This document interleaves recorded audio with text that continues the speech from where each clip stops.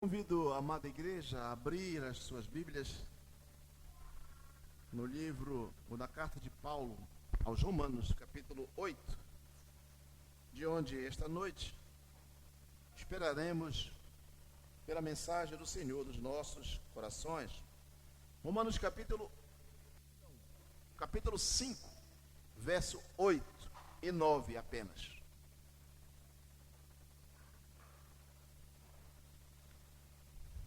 Romanos 5, 8 e 9, e nós iremos ler conjuntamente. Vamos ler duas vezes o versículo, tá? Vamos lá? 1, 2.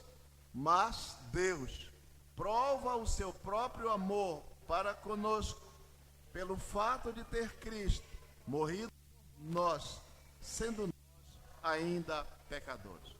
Vamos ler de novo? Mas Deus prova o seu próprio amor para conosco, pelo fato de ter Cristo morrido por nós, sendo nós ainda pecadores. Oremos mais uma vez. Clamamos a Ti, ó Deus, nesse instante, o Teu favor, para que nós possamos, ajudados pelo Espírito Santo, compreendermos e aplicarmos em nossas vidas o texto pelo qual o Senhor hoje falará ao nosso coração. Assim oramos, em nome de Jesus. Amém. Podeis assentar, meus amados irmãos. Esse foi o texto áureo da lição da Escola Bíblica Dominical. Quem veio esta manhã vai lembrar. Nós, embora não discorríamos exatamente o que iremos aqui tratar, mas também fizemos uma abordagem desse texto à luz da lição que nós tínhamos. Mas eu quero falar exatamente de algo muito marcante para a vida do crente, que esses versículos nos trazem. Deus nos ama, mas aqui ele traz uma prova suprema do seu amor. Esse é o tema do que vamos falar, a prova suprema do amor de Deus. É interessante a gente abordar esse tema, em primeiro lugar, porque nós vivemos num mundo onde o conceito de amor e o conceito de justiça, eles são totalmente diferentes do que nós compreendemos e aprendemos quando abrimos a palavra de Deus. Esses conceitos, na verdade, além de distorcidos, eles são banalizados. E quantos hoje dizem no ouvido da namorada, não é, Everton? Eu te amo. Aí ela diz assim, então prova. O Everton diz, então vou te pagar um sorvete. Não é assim? Agora eu peguei o Everton para brincar, né? Então, está muito banal esse conceito de amor. E o conceito de justiça não está apenas banalizado, mas está distorcido.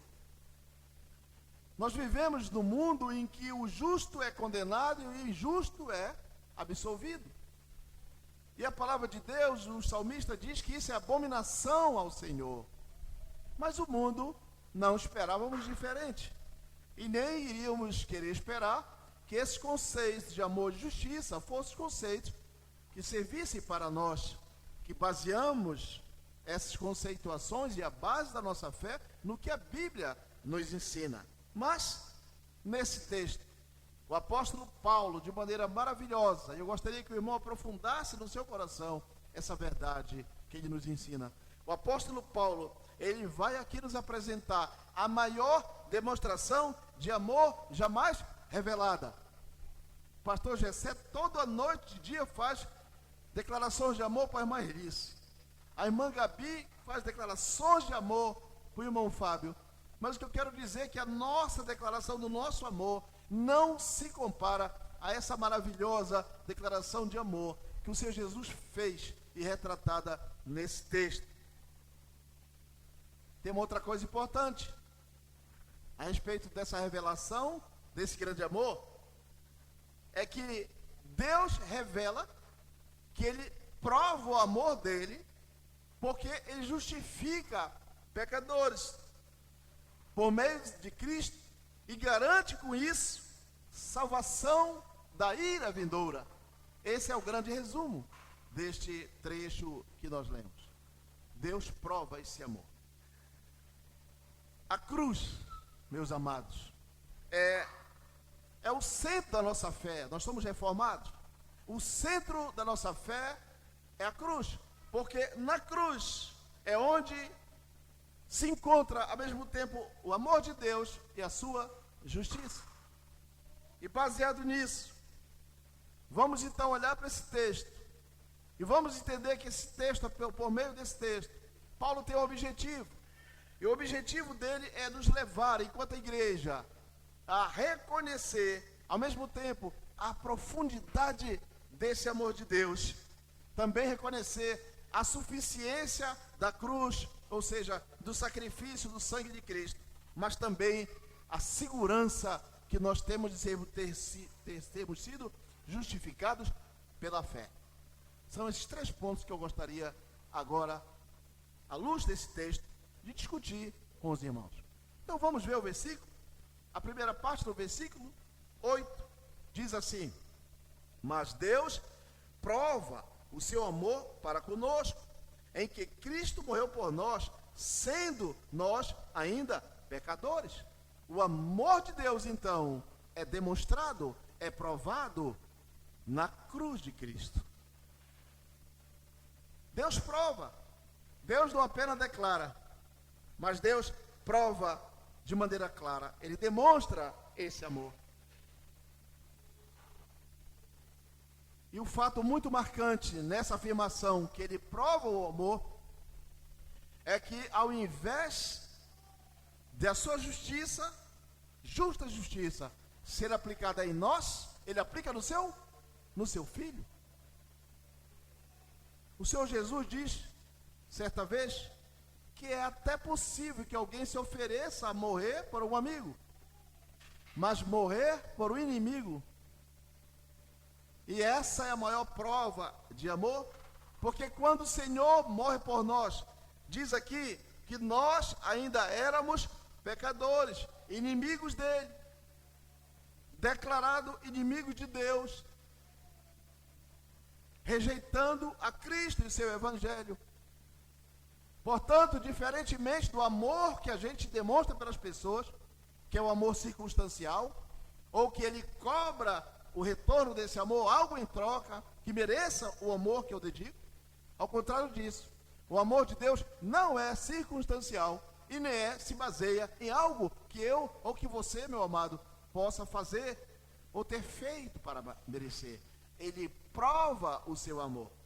Cristo morreu por nós. Essa é a maior prova do amor de Deus. E quando ele morreu por nós, ele substituiu a pena de morte que todos nós deveríamos cumprir, porque somos pecadores, porque a lei de Deus é: a alma que pecar, esta certamente morrerá. Mas diz Isaías que ele tomou as nossas dores, que ele tomou o nosso lugar, e sobre ele levou toda a culpa, que seria minha e que seria a sua. Lembra que a gente tratou um pouco disso hoje pela manhã, na escola bíblica dominical. E na circunstância com que Deus prova o seu amor, e Cristo morre por nós, é na circunstância de que nós éramos ainda pecadores. Ou seja, não havia e nem há mérito nenhum de nós. Isso revela, meus irmãos, uma outra característica do Senhor, revela a sua graça soberana. Deus não manifesta amor porque alguém mereceu. Ao contrário do que muitos pensam, Deus não dispensa o seu amor para aqueles que se acham merecedores, ou seja, para gozar, para ser alvo do amor de Deus. Não há autojustiça, mas reconhecimento de que nós somos incompetentes, impotentes de cumprirmos a lei, mas que cremos naquele que cumpriu a lei por nós, que se fez maldição por nós, que tomou sobre si os nossos pecados e se entregou para morrer por nós. Esse é o retrato da morte vicária do Senhor Jesus. Pois bem, Deus prova o seu amor por Cristo ter morrido por nós, sendo nós ainda pecadores. Isso nos leva a entender que então nós somos salvos, ou fomos salvos, não porque somos bonzinhos, não porque praticamos ou praticaremos algum ato justo, do qual Deus olha para a gente, até se orgulhe e diga, esse eu vou salvar, porque esse é o cara. Nenhum, exceto Cristo, pisou nesta terra, pode usar dos seus próprios méritos, ou possa se basear nos seus próprios méritos, para alcançar de Deus o amor. Não, o amor de Deus é prova da sua soberania, e Ele nos ama e nos salva, não porque somos bons, mas apesar de sermos maus, sendo nós ainda pecadores. Essa verdade, quando eu olho para ela, eu espero que também aconteça no seu coração, quando eu olho para essa verdade, isso vai gerar em mim duas coisas: humildade e gratidão. Humildade de dizer, Senhor, às vezes eu oro e digo, Senhor, o que tu visse em mim, Senhor, não visse nada, nem haverás de ver, oh Deus, algo que tenha movido esse amor por mim, porque eu olho para mim, eu mesmo não me amo, quando eu considero a minha vida, o meu coração, o meu pecado, mas tu, Deus, que é santo, santo e santo, mesmo assim, decidisses soberanamente me amar. Eu sou humilde a ti, eu me humilho e recebo a tua bênção, mas com humildade reconhecendo que eu não posso fazer nenhuma obra de justiça que possa, através dela, eu merecer o teu favor. E o segundo sentimento que deve estar no coração do crente, quando ele lê esse versículo, é o de gratidão.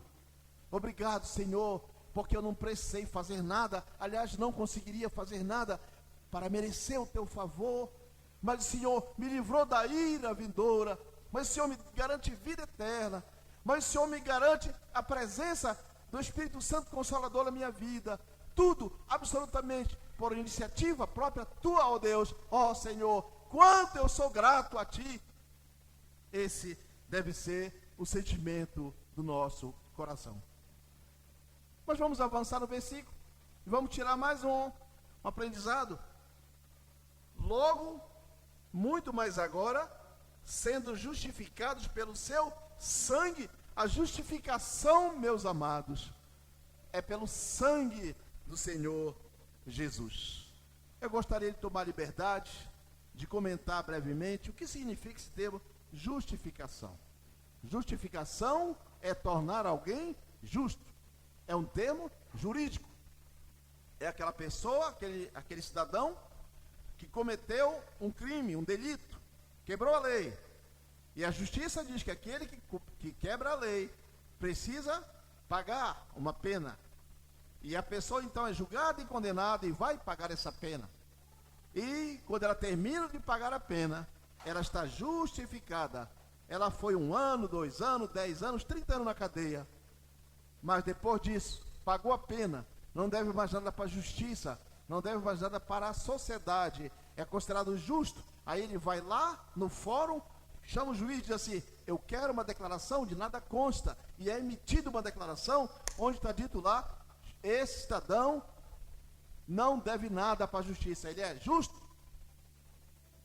A questão que nós vemos aqui, no entanto, difere da aplicação de justiça humana, porque ela implica em nós termos praticado algo que é o pecado, de cujo erro e queda nós não temos condição de pagar, a não ser com a própria morte, com a própria vida. A alma que pecar, esta certamente morrerá. Este é o estatuto, esta é a lei. E quando o apóstolo Paulo diz aqui que nós fomos justificados pelo sangue de Jesus, ele está dizendo que o sangue derramado na cruz teve o poder de nos purificar do nosso pecado. Naquele momento, Jesus na cruz, quando está ali sofrendo, ele está expiando, não o pecado dele que nunca cometeu, expiando o nosso pecado. Ele está pagando o preço não do pecado que ele haverá cometido, porque ele nunca pecou, mas ele se entrega substitutivamente para pagar o nosso pecado. Isso é amor. É disso que Paulo está falando. essa manifestação de amor. E a prova é o sangue do Senhor. O sangue do Senhor nos purifica de todo o pecado. Que o nosso coração pode ser negro, mas o sangue do Senhor nos purifica, ou seja, nos tira da ira, nos livra da ira vindoura. Muda o nosso status espiritual de condenado para justificado. Muda a nossa situação espiritual de morto para agora renovado, vivo. Ato de amor, a justificação, mas ela veio por meio do sangue. Foi necessário que o Senhor Jesus morresse e que por meio do seu sangue propiciasse a todos nós, meus amados, estar em paz com Deus e estarmos livres da ira vindoura. Eu gostaria de convidar os irmãos a abrirem Romanos 3, 24 e 25. O Isaac vai projetar aqui, que vai tratar exatamente desse argumento que eu utilizei. Vai dizer: sendo justificados gratuitamente por sua graça, mediante a redenção que há em Cristo Jesus, a quem Deus propôs no seu sangue como propiciação, mediante a fé, para manifestar a sua justiça. Esse texto também no mesmo livro de Romanos, também do mesmo autor, ele vai dizer, meus amados, que a justificação, primeira coisa, é gratuita. Para nós não tem preço. Para Deus teve o preço, a vida do seu próprio filho. Mas para mim, para você, ela é gratuita. Até porque nós não podemos comprá-la nem pagá-la. A segunda coisa é que é pela graça. E a graça de Deus, movida pelo amor dele, fez com que na eternidade, no que nós chamamos de pacto da redenção, se propusesse o Senhor Jesus a morrer pelos nossos pecados. E o Cordeiro morreu antes da fundação do mundo. Ou seja, a decisão do sacrifício vicário de Jesus, para que eu e você estivéssemos agora justificados. E outra característica é que essa justificação, que é gratuita, que é pela graça, também tem um meio, é pelo sangue de Cristo. Através do sangue de Cristo, o Senhor Deus, ele então satisfaz a sua justiça. Hoje pela manhã nós tratamos disso. E quando tratamos desse assunto, na lição, eu disse para os amados irmãos que Deus não botou o seu nome no livro da vida para chamar você, botar no colo e dizer: filho, não te preocupa com o teu pecado, você é meu filhinho querido, ninguém está vendo, vamos esconder. Filho, eu vou pegar teus pecados, jogar debaixo do tapete. Eu sou Deus, sou soberano, ninguém está vendo. Não. Deus não passa a mão em pecado nem em pecador. Deus odeia o pecado. Igualmente odeia o pecador que não se arrepende. Não pense que a mentira que você contou, não pense que o seu ato de justiça, qualquer pecado que você tenha cometido, tenha ficado impune. Não. Não ficou impune. O Senhor Deus, o Pai, irou-se contra o filho por isso. Isaías disse que ele teve prazer em moer o seu filho, para que o seu amor fosse demonstrado, como consta aqui no texto lido. Cada pecado que nós cometemos já foi pago, não por nós, pelo Senhor Jesus. E quando ele está na cruz, sofrendo, e quando ele finalmente expira, ele está ali pagando o preço do nosso, não do dele, do nosso, do meu e do teu pecado, tomando o nosso lugar, sofrendo no nosso lugar. Sabe para quê? Para que ele fosse glorificado. E para nós o reflexo é para que nós fôssemos justificados. A justificação é muito importante para nós compreendermos a fé. Nós reformados, nós baseamos o nosso entendimento na justificação. É por isso que a gente não fica buscando fazer sacrifício. Por maior que fosse o sacrifício que nós pudéssemos fazer, nenhum deles nos justificaria diante de Deus. Então a gente não vive mais fazendo campanha, a gente não vive mais fazendo, como hoje na cidade, procissões. Nós não precisamos mais fazer um caminho de procissão de joelho, nós não precisamos mais vir para a igreja obrigado porque preciso cumprir a mecânica do rito religioso. Não! O Senhor já pagou tudo isso. E lá na cruz, Ele brama, está tudo consumado. Ou seja, está tudo justificado. Não há mais necessidade de sacrifícios. O meu sacrifício foi pleno. Sola Christus é uma palavra latina que identifica um dos 5 pontos da nossa doutrina reformada, quer dizer, só Cristo, só Cristo. E sola fide é o outro princípio que diz só a fé nisso, só a fé nele, que são suficientes para que em nós seja aplicada a justificativa, a justificação gerada por sua morte. Então, meus amados, nós precisamos entender à luz desse texto que a nossa aceitação diante de Deus, ela é por causa do sacrifício de Cristo e não por algo, alguma obra que nós pudéssemos produzir. E ainda continuando o versículo, eu quero analisar a última parte do versículo, que diz assim: seremos por ele salvos da ira. A ira de Deus é a manifestação justa de Deus contra o pecado. Ainda, Romanos capítulo 1, versículo 18, vai dizer: a ira de Deus se revela do céu contra toda impiedade e perversão dos homens que detêm a verdade pela injustiça. A ira de Deus se manifesta do céu contra o pecador que não se arrepende. Ainda, Efésios 5, verso 6, vai tratar do mesmo assunto. Ele vai nos dizer: ninguém vos engane com palavras vãs, porque por estas coisas vem a ira de Deus sobre os filhos da desobediência. A ira de Deus que derrama dos céus é sobre os desobedientes, é direcionada àqueles que persistem na desobediência e no pecado, não se arrependem dos seus pecados. Ainda temos João 3,36, onde lemos: por isso, quem crê no Filho tem a vida eterna. O que, todavia, se mantém rebelde contra o Filho de Deus, não verá a vida, mas sobre ele permanece a ira de Deus. O que nós estamos vendo aqui, que maravilha, meus amados.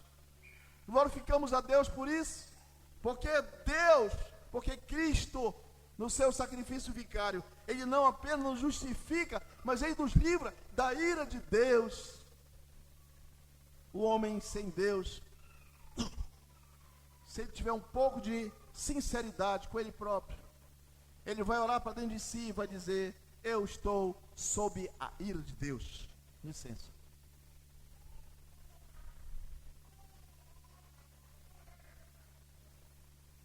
E essa insinceridade é tanta que, se você perguntasse: amigo, se você morrer hoje, você vai para o céu ou para o inferno? Não sei. Sabe que vai para o inferno.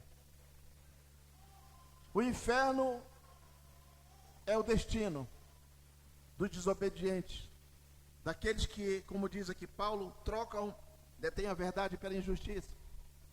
Daquele que Paulo vai dizer ainda em Efésios, são os filhos da desobediência. Daqueles que vai dizer João, que se mantém rebelde contra o Filho. Contra eles permanece a ira de Deus.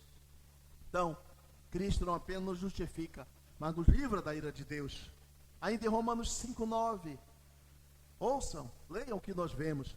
Logo, muito mais agora, sendo justificados pelo seu sangue, seremos por ele salvos da ira. Glória a Deus por isso. Ele apenas não nos justifica, apenas não limpa a nossa ficha, mas Ele nos garante que naquele dia do Senhor, nós estaremos salvos da ira. Nós não compareceremos diante do trono branco, que Apocalipse diz, mas nós compareceremos no dia do Senhor, para receber o nosso galardão. Glória a Deus por isso também. Isso tudo, meus amados, é a maravilhosa expressão do imenso amor, do imensurável e incompreensível para nós, amor que Deus dedica sobre todos nós. Então, quando olhamos para isso, esse argumento de Paulo, Nós entendemos que a salvação, primeiro, ela é presente, a justificação, mas também ela é futura, ela nos livra da ira de Deus. A salvação já é vivida agora, já é experimentada agora, porque agora no seu coração você não deve mais sentir culpa, porque você não consegue alcançar o padrão que Deus deseja, que a Bíblia diz que Ele nos predestinou para sermos a imagem do seu Filho. Nós não conseguimos aqui, conseguiremos sim na glória, porque estaremos livres da ira de Deus, é que diz aqui o texto. Vamos ainda pedir ajuda de Paulo novamente. Romanos capítulo 5, versículo 1 vai tratar disso. Vai dizer: justificado, pois, mediante a fé, temos paz com Deus, por meio de nosso Senhor Jesus Cristo. A justificação já aconteceu, não precisa mais você fazer sacrifício. Ela já aconteceu, ela foi um ato de presente, um ato de amor do Senhor, já foi concluído na cruz. Senhor Jesus disse: tetelestai, está concluído, está consumado, não precisa fazer mais nada. A narrativa dos evangelhos diz que naquele momento o Senhor inspira, entre outras coisas sobrenaturais, aquele véu do templo se rasga de alto a baixo, mostrando para todos aquele ambiente, que era um ambiente restritíssimo. Agora, não precisa mais daquele ambiente, não precisa mais adoração no templo, não precisa mais o cumprimento das leis, porque agora o Senhor Jesus disse: já resolvi tudo, já te libertei da culpa, você está justo, e também já estou dizendo para você que você está livre da ira vindoura do Senhor. Então, meus amados, o crente, quem crê nessa palavra, quem quer a Bíblia, quem crer que a Bíblia é a revelação de Deus, só ela é, presta atenção, olha para esse texto, você não pode viver com insegurança, você tem que viver com segurança, e agora você tem que ter esperança, que você está livre de condenação. Que coisa maravilhosa, que bênção neste domingo. Você que ainda nutre no seu coração alguma dúvida, creia, você está justificado, não precisa fazer mais nenhum sacrifício, e você está livre da ira vindoura. A cruz, meus amados, para concluir, é a maior prova do amor de Deus. O Senhor demonstra o amor dele de muitas maneiras, todos os dias. O fato de eu e você estar respirando é amor de Deus. Você que está com sua família, seu filhinho aqui esta noite, é amor de Deus. Você que está na sua casa ouvindo agora essa pregação, é porque o Senhor ama também. O Senhor ama o seu povo e a expressão desse amor de muita maneira. Mas na cruz está a expressão magnífica, excelente do amor de Deus. Porque a cruz trouxe justificação e trouxe liberdade, livramento da ira futura de Deus. Mas lembremos, a justificação, é um ato gratuito, né? Não é conquistado por esforço humano. Então ninguém precisa fazer mais sacrifício nenhum. Outra questão, a salvação era completa, ela já foi feita, não há mais nada para ser completada. Dizem não, a salvação é Deus e o homem também. Não há nada, nós não cremos nisso. A salvação é monergista, é só Deus que fez por nós, até porque nós éramos e somos incompetentes para fazer algum ato de justiça que atraísse a atenção de Deus, e por esse ato ou esses atos, o Senhor nos justificasse e nos livrasse da ira vindoura. Meu apelo ao seu coração, a partir do que foi revelado na palavra de Deus, é: confie somente em Cristo. Ponha nele a sua total confiança, porque não há outro meio de salvação. Ele diz: eu sou o caminho, eu sou a verdade, eu sou a vida. Ninguém vem ao Pai senão por mim. Exclusividade. Entenda também, meus amados, que a salvação, portanto, é completa. ela já aconteceu. Nosso pecado já foi perdoado. Ela acontece. Temos paz com Deus, temos relacionamento com Deus. E ela é futura. Estaremos ou já estamos livres da ira. Então confie no Senhor Jesus. Não há outro meio para a salvação. Receba, meu irmão, pela fé em nome do Senhor Jesus. Receba a justificação e viva para a glória de Deus com um coração humilde e grato por este grande favor que somente Deus podia fazer e fez. Que Deus abençoe a palavra que foi hoje entregue ao nosso coração. Amém.